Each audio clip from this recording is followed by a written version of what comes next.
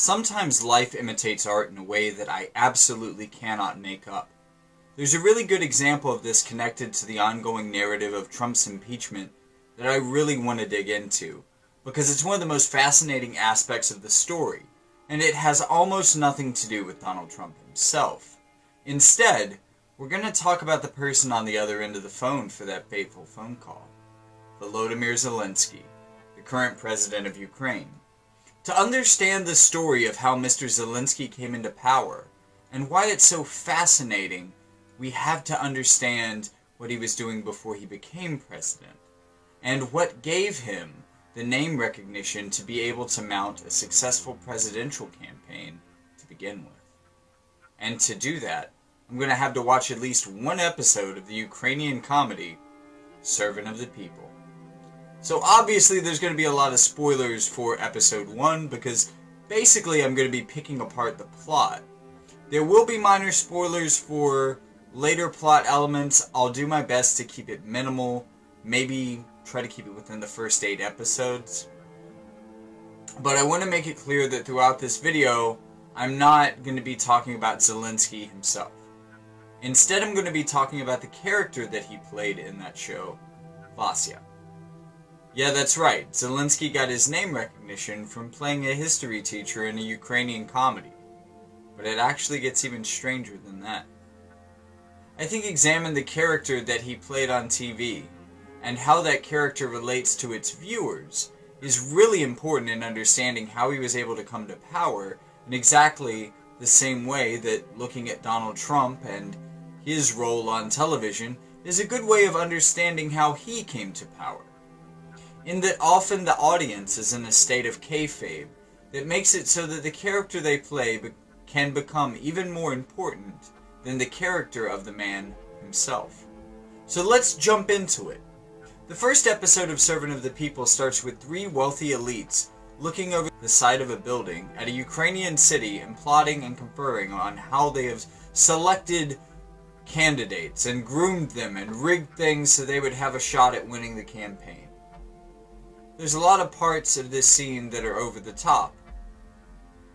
But once you get past that, there's actually a bit of subtlety to this scene, and so much of this episode, and I don't want to let that go unnoticed.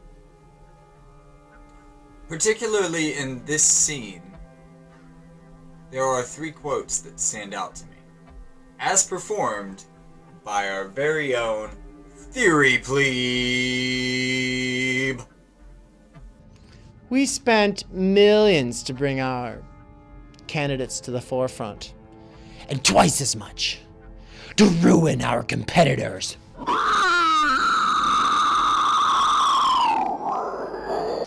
We worked our butts off to get these candidates to where they are. Now they're nearly neck to neck. I guess we'll let the people of Ukraine decide the winners. Unsupervised democracy?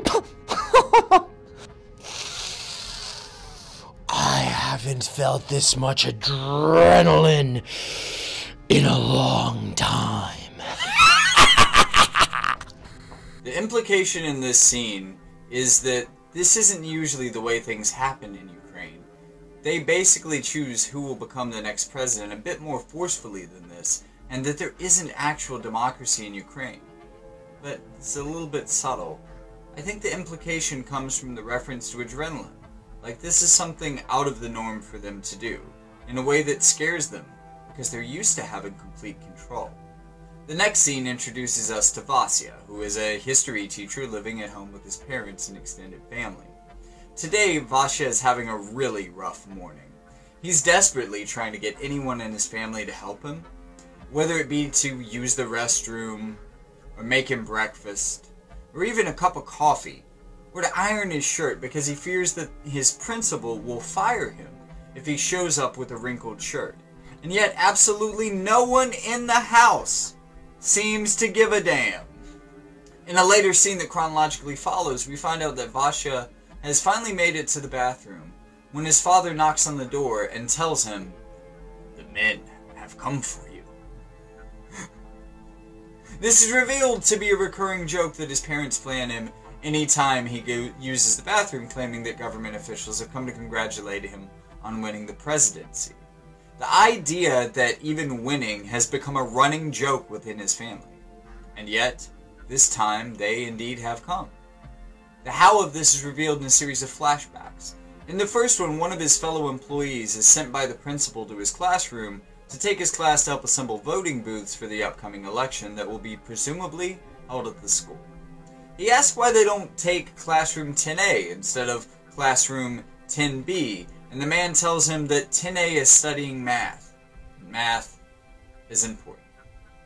It's at this point that Vasha launches into a profanity-laden tirade, believing that he's alone in the room with the man, about how if only their elected officials spent more time studying history than math, then maybe they wouldn't be in the same predicament over and over again. Какие выборы? Я не могу понять. Почему мои снова, ребят? Почему не 10 А? У 10 А математика. Ну что математика? У меня история. Ну ты тоже сравнил хер с пальцем. Ребята, 10 Б! Достало это. Петрович, ну чё Еще ты? надоело уже мне это все. Математика, царица наук у вас. Ну хорошо, математика. А история, как ты сказал, собачья. Потом мы удивляемся.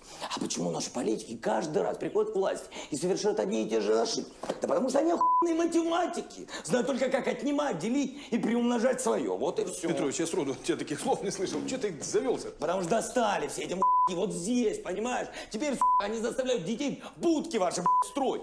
Знаешь, почему у нас жизнь собачья? Да потому что мы свой выбор с тобой начинаем в будках. Понятно? А выбирать-то не из кого. Из двух пи***расов выбираем меньше. И так 25 лет подряд. Ты знаешь, что интересно? В этот раз ничего не поменяется. Знаешь почему? Потому что ты, мой батя, я, мы снова выберем пи***аса. Да потому что да, понятно. Конечно, он пи***ас, да ну лучше его, те-то хуже. Вась, да пойдем хряпнем, у меня заначка есть. Главное, приходят эти потом пи***асы власть. Пи***ят и пи***ят, пи***ят, и пи***ят. Ударение разное, смысл один и тот же. И всем понимаешь, тебе мне нам всем не на маленький, понимаешь, а здоровый такой, пришел нам всем. А меня бы на одну неделю туда отправили. Если бы можно было, я бы устроил. Кортежи, льготы, ваши, дачи, всех вас, чтобы, простой учитель жил как президент. А президент этот, жил как учитель. Это я тебе, как учитель истории, говорю. Хотя тебе пи***цы. What Basha doesn't know in this scene is that one of his students is filming him and uploads this spontaneous video to YouTube, where in only one day it ends up getting over 5 million views. So fucking jealous of that, by the way.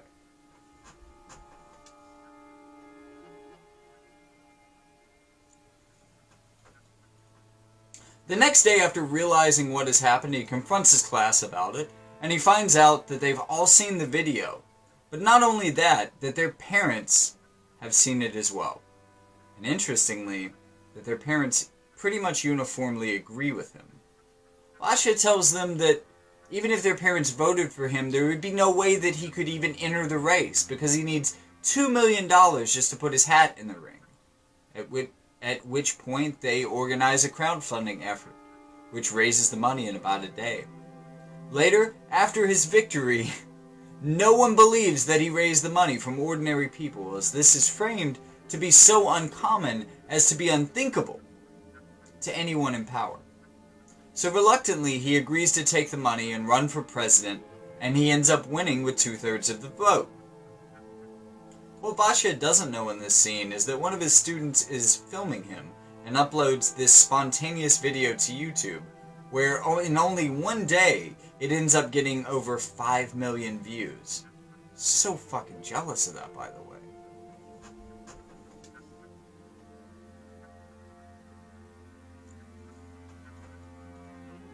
The next day, after realizing what has happened, he confronts his class about it, and he finds out that they've all seen the video. But not only that, that their parents have seen it as well. And interestingly, that their parents pretty much uniformly agree with him. Lasha tells them that even if their parents voted for him, there would be no way that he could even enter the race, because he needs $2 million just to put his hat in the ring. At which point they organize a crowdfunding effort, which raises the money in about a day. Later, after his victory, no one believes that he raised the money from ordinary people, as this is framed to be so uncommon as to be unthinkable to anyone in power. So reluctantly, he agrees to take the money and run for president, and he ends up winning with 2/3 of the vote. Now, the point where the show gets really hilarious to me is when you start seeing the parallels between Vasya's humility and the expectations of everyone else around him who's grooming him for office. One of the most subtle and telling signs of this is the way that he sits in the car with his handler after being collected from his house. He's clutching his briefcase to his chest like someone's going to take it from him, and holding what we call the oh shit handle next to his head, which causes the Prime Minister to look over at him and say something to the effect of, "You know, you're not on a streetcar. You don't have to sit like that. You should relax." The implication here is really fascinating to me, though, because it implies that Vasya himself does not own a car. Can you imagine the idea of electing someone president who does not even own a car? Who is so used to taking public transportation as their primary way to work when they're not riding their bike, that even when they sit in a private chauffeured vehicle, they do so as if they were on public transportation. There's another scene that takes place in the car where the Prime Minister asks him to choose between a couple of names, and Vasya says, "I'm sorry, I haven't read either of them. I just haven't had the time."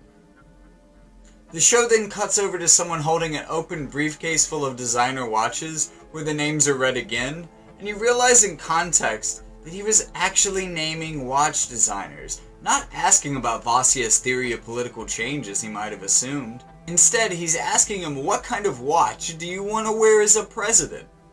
Even pointing out the watch that Putin owned. The absurdity of this continues on and on as he picks out the rest of his wardrobe from among the most elite brands in the world. Vasya is revealed to be a man that even after finding out that he has become president, he has 3 chief concerns on his mind. Getting his niece a birthday present before the end of the day, making a payment on his bank loan for a microwave, which he refuses to allow the government to pay off for him, and making it to a faculty meeting at the school because somehow his job is still important to him, even though he's certainly going to be leaving it to become president. This is in stark contrast to the way that handlers like the Prime Minister are prioritizing getting him dressed in the fanciest of clothes and going to a photo shoot as the absolute must things to do on the first day as president, emphasizing the focus on appearances over substance. Frankly, it just feels a little frivolous. We see further contrast in how Vasya seems to be uncomfortable by having all of this attention and money thrown at him, and the way that basically everyone around his family is reacting, basically trying to treat them like they're royalty, something which they start to play with almost immediately. Now, there's a lot more to even this first episode, and it's absolutely hilarious. I highly recommend it if you can stand reading subtitles or if you happen to understand Russian.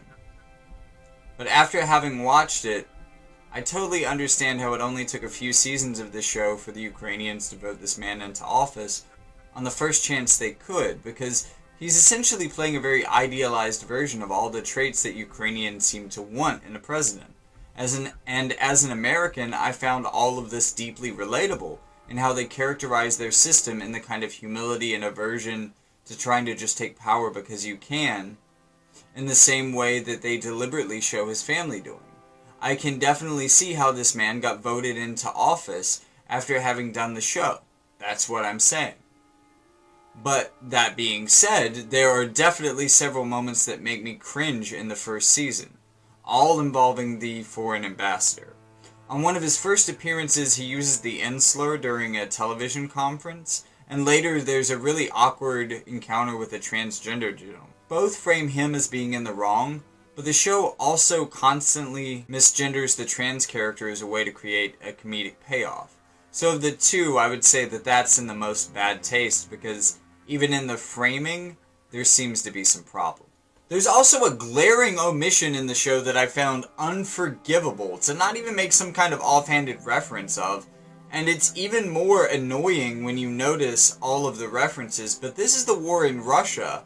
And honestly, this show seems to, you know, idealize Putin in some ways. And it's a little disgusting, because as the show was going on, people were dying in Ukraine due to Russian invasion. Like, how do you leave that out? How? It's nowhere in here. The conflict started in 2014, a year before the show itself even started. And as my Ukrainian contact noted, it was more of a representation of the Ukrainian politics of 2000 to 2013, before Euromaidan and a massive shift in the Ukrainian politics and identity. It's like making a show about the years following the American War of Independence and portray King George III still pulling all the strings. It created a false narrative of politics always staying the same, and spread defeatist ideas. But I agree that the first season wasn't as malicious as the next ones. So, in fictionalizing the president responsible and setting the show in modern times, judging from the assortment of political leaders referenced in the first episode, they create a believable and relatable narrative of Ukrainian politics only getting more corrupt, oligarchs only gaining more and more power, when in fact, around that time, they were losing it. And the only answer to this is by electing an outsider, even when the most recent change had come from the rule of what would be a normal politician for Ukraine and a decent parliament. Another thing you frequently impressed upon me was that last line. After season 1, the propaganda element of the show grew, reinforcing the idea that a humble commoner like Vasya was the only answer for their pain. And who more convenient as an apolitical leader than the actor who played him on TV? Getting back to how this show affects real-world politics, I think Mr. Zelensky is in a very interesting situation that seems ripe for abuse by another world power. Trump has had interest in Ukraine for his entire presidency, but he waited until they elected an unexperienced official to ask for dirt on one of his biggest political rivals, which was doing well in the polls at the time they started trying to dig up dirt on him through the Ukrainian government. Another aspect of the show that factors into this is the frequent assertions that this is the place of the Ukrainian president to basically beg other world leaders for money. Since the first season was released in 2015, Obama was referenced often in this respect. This is something that I kept in mind when I read the original transcripts, because I remembered the story from when he got elected, and it seemed like one of those things that was a little too weird to be true, like one of those, this has to be the Onion moments. And when you do that, when you read the transcript in a slightly different way, you begin to see a naive and unexperienced man who's just a touch desperate to please another powerful world leader with slightly more experience under his belt. And to a certain degree, Donald Trump is just another TV personality elected into office the same way that Zelensky is. And maybe this was something that gave them a commonality that Trump thought that he could work with. But I think that it's quite telling that this is the world leader that he goes to for dirt on his rivals. I'm just going to cut this video short right here before I get into rehashing the impeachment proceedings that are presumably still going on when I release this, unless we get an early Christmas present. And you've probably heard enough from other YouTube channels and the news, so I'm just not going to get into it in these videos. I'm cutting short because I still have nearly 10 pages of cited notes about the political situations that happened parallel to this show, what came first and what came next, as well as notes on the seasons and movie not released in English. To put it lightly, it seems like mistaking Volodymyr for Vasya may have been a massive political miscalculation for the Ukrainian people. I'd like to give thanks to my patrons for making this channel possible, and also a big shout out to the friend who let me borrow their Netflix password so that I could watch the first season of this show. It was on YouTube as well, but they didn't have subtitles, so what am I going to do with that? Can a theory plate even do a bougie voice? Do I have a bougie enough, like, bottle here? It's a Voss. It's Voss, so it's I mean, it's the plastic though. It's a plastic Voss bottle, so it's like two of the worst things. It's like Voss, pretentious bougie, except as plastic. So then it's also all the problems of plastic. Don't worry, I got it for free.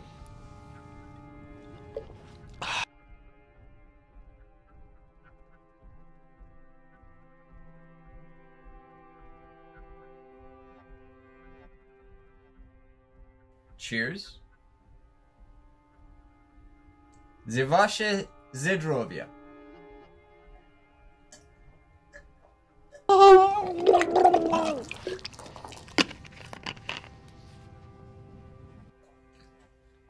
Whew! Which I understand means I can't roll my R's worth a damn in Russian.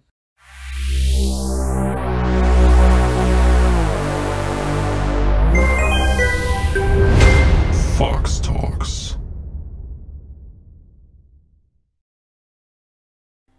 Vasya Alaboroshka.